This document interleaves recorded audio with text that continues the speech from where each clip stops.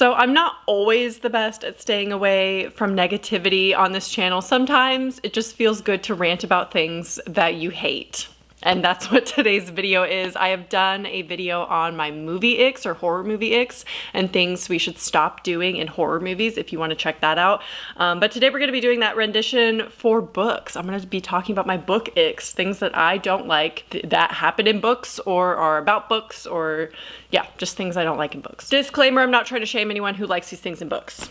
Not trying to do that at all. This is a personal preference. These are my personal grievances that I have with books, some books. There is no judgment here. You can feel free to discuss in the comments down below and disagree with me if you'd like. I'd like us to all be respectful of each other's preferences and opinions. However, although I will say some of these things, like the first one, I do have a little bit of judgment. Just a little bit, not with the content of the books, but the first thing that we're gonna talk about. I just think the first one is a little bit, just a teensy bit irresponsible. Cartoon covers on spicy books.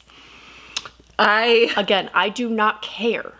No judgment, I read fan fiction. I read Harry Potter, Hermione fan fiction, okay? There is no shame or judgment coming from me for reading spicy books, heavy smut, whatever, what romance, dark romance, what do you? Read whatever you like. It literally does not matter, does not affect me what kind of content you read. If you like authors like Colleen Hoover, Laurie Gilmore, Hannah Grace, they're not my authors. I have tried to read Colleen Hoover one time and gave her up. Not a fan personally, that's personal preference, but again, if you read it, that's fine. I think we have a problem, however, with cartoon covers, like covers that look like this, on books that are very extremely spicy. Now, have I read these books? No, but I know the reputation around them. I have seen discussions about these books and the covers look like this. And it really upsets me because of the readership may not always be appropriate. And maybe this is an unpopular opinion, but I think it should be a popular one. You can feel free to tell me your opinion about this. I really feel like there needs to be content warnings when it comes to books. That goes for any subgenre of book, whether it be a spicy book with lots of smut. I think there needs to be a warning on that. Whether it's an extremely gory book, like horror novels, I think should have content warnings as well. Not necessarily full trigger warnings, because sometimes those can be a little bit of a spoiler, but I do appreciate when books give trigger warnings. Obviously, I'm a fan of trigger warnings, as you know, so that goes without saying. I would appreciate that. However, just a little bit of content warnings on all books, if they include adult content, I think would be great, especially if the covers look like fun little romance, little teen YA. If that's the kind of vibe that you're giving, I think there needs to be something on the book cover, front or back, that says that it's explicit in content. I just think that there are parents out there buying their children, teenagers, these novels thinking that they're about one thing, maybe a fun little romance, okay? They're getting something completely different, and there is full-on explicit descriptions in these books. Just the other day, I saw at Target, there was the whole Colleen Hoover collection was in the YA section, and one book misplaced I could see, but a whole section, maybe they were changing out the titles, the strips at the top of the books. Maybe that was just a day they were moving things around.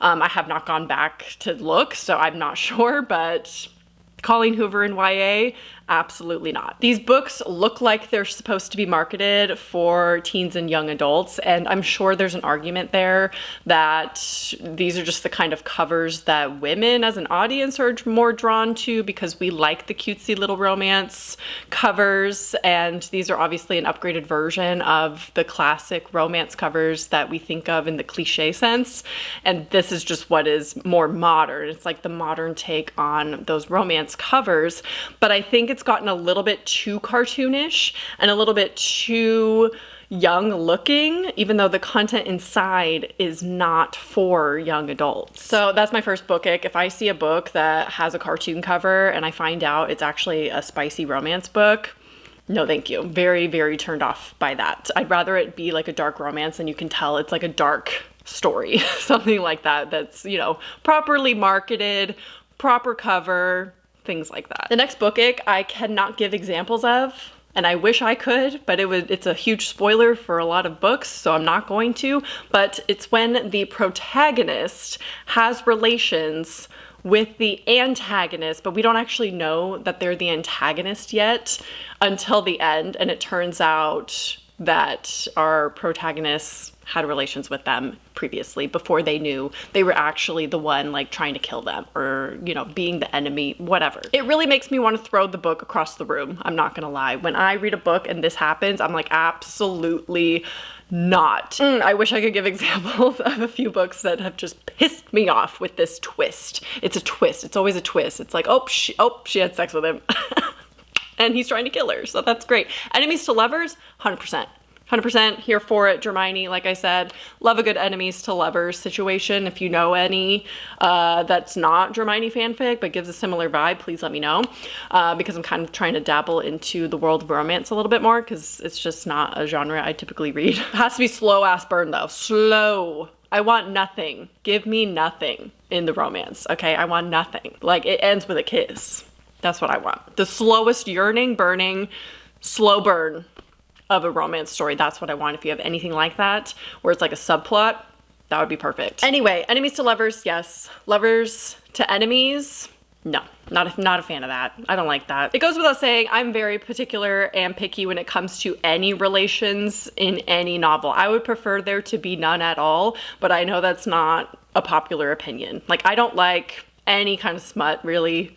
As soon as the Hermione fanfics that I read get to that point, I'm like, not really into it anymore, you know? Personal preference, I don't really love reading it. That's just me. Okay, the next one goes without saying, but I've just read too many books where this happens, and it's just frustrating to me, and it's when the writing is repetitive and there's grammatical errors. Again, goes without saying, but it really makes me take a book a little bit less seriously when it could have used another round of editing. I think one more round sometimes for a book is necessary, and sometimes they just want to like push out a book, and sometimes you need a little bit more editing. There's repetitiveness. That's actually more of an ick than grammatical errors. Grammatical errors, I think there is no excuse for, because that should have been caught by multiple people along the way, but repetitive writing that isn't caught is a little bit more frustrating, because it's like, it involves the writing itself. Everyone makes grammatical errors, but the writing itself, when it's just bad, I don't like it, obviously. Obviously, we don't like bad writing.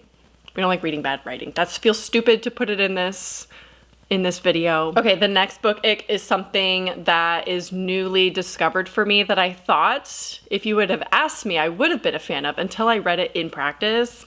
Darcy Coates, I'm looking at you, and I can't really stand it anymore, and that's when every chapter ends on a cliffhanger. A thriller does not need to be that fast-paced, okay? A thriller does not need to have a cliffhanger every chapter where you have to turn the page, and then what happens is you turn the page and you read the first paragraph and it's immediately explained. Immediately resolved in that next chapter in the first paragraph, especially with a mundane reason. Darcy Coates' Dead of Winter, I read that and every chapter was a cliffhanger. And then there was one scene where it was like a huge reveal, right? And then you read the next page and it's like, oh, it was actually just a mundane reason why that exists. So it's like, it takes all the tension away. They build it up, cliffhanger, oh, you have to read the next chapter. And then it just dies down because you're like, oh, it actually has a really simple explanation as to why that was the case. But they build it up so much and it builds so much tension, and then it's just taken away. There is such a thing as too fast pace of a book. That's just simple, plain. You have to tell a good story. If you want to make a fast-paced book, that's fine. But you can make it too fast, where I'm getting whiplash at every chapter. And also, where's the story? We need some backstory, you know what I mean? I fear Darcy Coates is one of those authors. I've only read one book and 100 pages of a second book, so I'm not really a good judge of Darcy Coates yet. I have other books from her that I will be reading this year. I just feel like she's a little too fast-paced for me, and I love fast-paced, any fast-paced thriller, but it just need to have a good story along with it. Next book ick is when there are exclamation points in the narrative, not within dialogue. Hate it. I don't know why. I think it's weird. I think it's weird to put exclamation points when it's a first-person narrative and it's kind of like their internal monologue and there's exclamation points. I don't like it. Exclamation points within dialogue, sure, do that all the time. That's fine. Especially I also hate when there's multiple. We don't need multiple exclamation points, especially if it is not contained within dialogue. If it is out of the dialogue, within the narrative of the story, or in just a random paragraph and there's an exclamation point and or multiple, I don't like it. I don't like that. It doesn't take me out of the book necessarily, but it's just not my favorite kind of writing. I don't love an exclamation point. That feels really stupid to talk about. But I can't stand it. So the last book ick is, again, a personal preference, and I feel like this one we're going to have to agree to disagree on this one, and it feels a little bit weird because I'm making a whole video reading extreme horror, but I really dislike when extreme horror books have graphic violence against women and children, specifically. Especially, I'm gonna get sexist, I'm sorry, especially if it's from a male author, okay? I have to say that. It just rubs me the wrong way. There's something about it I really dislike when a male author writes an extreme story and all of the violence is against a child or woman. I'm not a huge fan. I don't want to pick up that book, okay? I don't want to read that. I'm not against all extreme horror, okay? Like I said, I'm reading 4 extreme horror books this month and I will be posting a video soon. And I'm not saying women and children should be completely off limits in extreme horror, but when it's the focus, when it's the primary focus of just hurting children, it's like, they're not for me, okay? There's an audience for it. If you read it, great. Love that for you. I'm glad you find enjoyment out of that genre, that subgenre. That's fantastic, actually. Books like Playground, The Slob, Womb. I have no interest in any of that. No, thank you. Especially Playground, when it's just children and it's like children in a saw trap. Nothing about that sounds intriguing to me or exciting at all, coming from a mother. Again, that's my personal bias coming through, but even before I had my daughter, I was never a fan of extreme stuff like that. Like I just can't read it. It really, really affects me. And the extreme stuff I'm reading right now still is affecting me.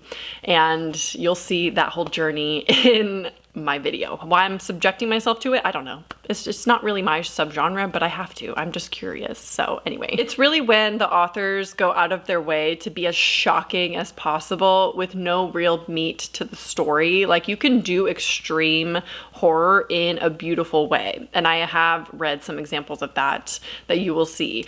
And there's a way to do it with meaning and not just for gore purposes or shock value.